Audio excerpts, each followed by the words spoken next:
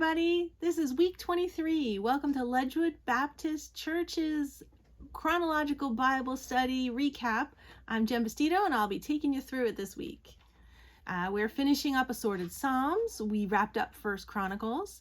We are beginning Second Chronicles, and then First Kings, a couple chapters in First Kings too. We've also started some of Solomon's writings in Proverbs and in Song of Songs.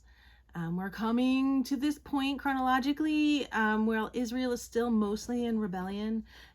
God is angry and punishes the people when they're not following his rules that he has laid down seemingly clearly, but they tend to get forgotten then, just like they do now.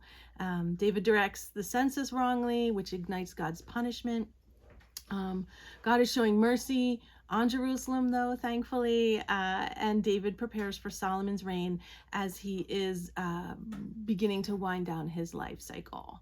Our major storylines coming up this week are David anointing Solomon and announcing Solomon as king, which brings with it a big power struggle between Adonijah and a couple of strong priests and leaders, that especially Joab, who were Team Adonijah as opposed to Team Solomon, where God really wanted his blessing and leadership to go.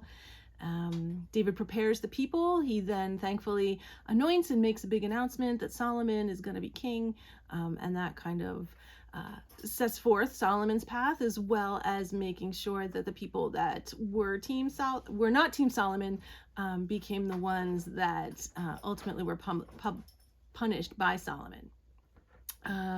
David goes, oh, no, skip that part, sorry. And then we see the chapter closing on David's life as he passes away and Solomon begins his reign.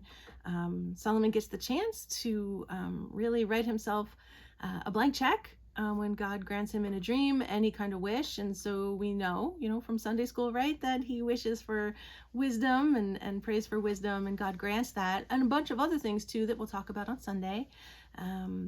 But what God does with that wisdom and what Solomon does with that wisdom are not necessarily what we would always expect. And so this is just the story of how that begins well.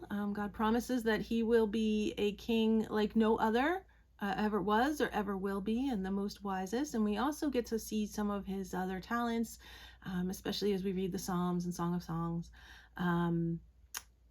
It highlights that Solomon is human, just like David, and so we hold up these heroes of the Bible, but they also have a human side, and so we'll talk about those this Sunday at 9 a.m. I hope to see you there.